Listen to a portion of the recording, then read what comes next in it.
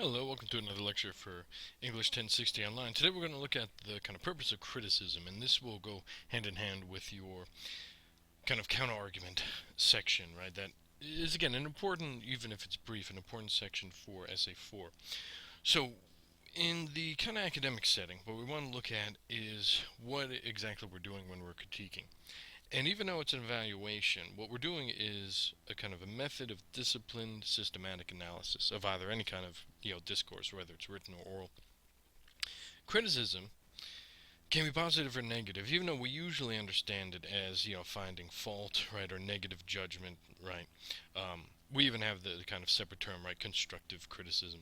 But in the academic setting, it refers to an essay that consists of detailed analysis and very specific evaluations.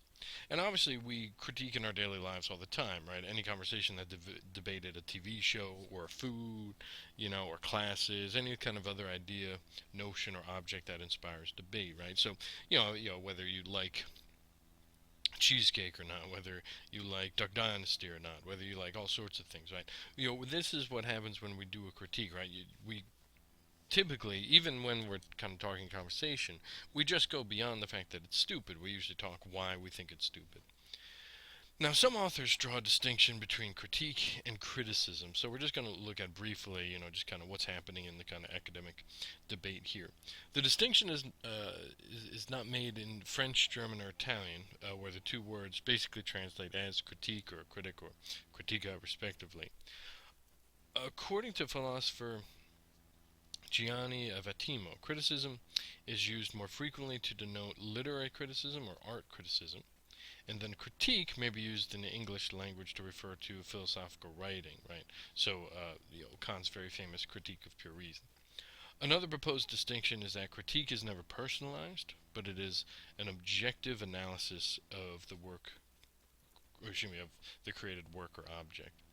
This form of analysis then offers a rebuttal or a suggestion of further expansion upon the problems presented by the topic of that specific written, or oral argumentation. So even authors who believe there might be a distinction say that there is some ambiguity, and so that's kind of unresolved. So I don't really see too much difference between the two terms, but just know that these are kind of the arguments that academics debate sometimes. So let's look at the kind of finer points. So the most important aspect is that academic critiquing does not involve any kind of vicious attacks or overly negative language. So again, review that kind of triangle hierarchy of refutation and argumentation, right? We don't, the whole point of criticizing an idea or a program or someone's policy or whatever, is that we're trying to analyze how it doesn't work. So in the fine arts and humanities, right, and especially in writing, critique is usually influenced by the scientific method of analysis. And this is what you also want to keep in mind is that we are thinking about alternative ideas, in very helpful ways. So it is based upon an informed opinion, never just, unjustified taste. And that's the key issue. Is that's why, it's really hard to critique things that are simply based on taste, right? Like food, for example. We could critique a restaurant, how the presentation is, but like if someone just doesn't like eggs, for example, there's no real way we could argue that, right? And so we always want to look at topics that we can have an informed opinion on. And so informed opinion is accepted as being, again, technical knowledge, personal or professional experience, or, again, specified training. And so, again, when we critique, we want to have that authority. Right? So why do we critique? Well, the points of critiques in academic writing is to establish aesthetics. And aesthetics is a very important word because it goes beyond just art, but it first kind of refers to the determination of what makes any form of art good or bad. We could apply it to anything that we think of as beautiful, right? In terms of people, body types, there's always each culture has a different version of what they find beautiful for a man, what they find beautiful for a woman, right? And so there are all sorts of cultural aesthetics, but it really begins with thinking about what is good about art, and then we can move on, right? What is beautiful, what is ugly, right? How do we determine that as a person, as a society, as a culture, as a government, all sorts of things. Now, we should never simply cast judgment, and that's the key. We're not just casting judgment, but what we're doing is we're exploring what are the measurable qualities and attributes that make any piece of art a success or failure. Since we always have different criteria as individuals, we write critiques to express how, what, and why we think an artistic creation or any kind of idea is good or bad. And that's kind of the key issue. And this is what we're exploring as kind of an important concept called aesthetics, right? How do we determine if something's a success or failure, good or bad, ugly or beautiful, evil, or good, right?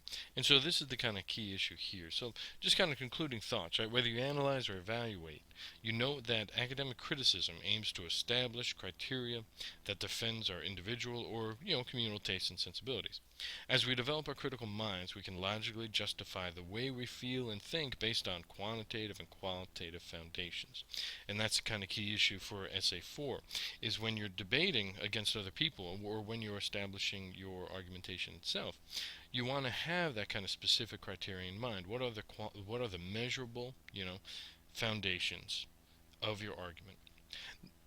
Now, simply put, right, to explain why a song or a piece of apple pie or a building or a program idea is bad or good, right, it's difficult.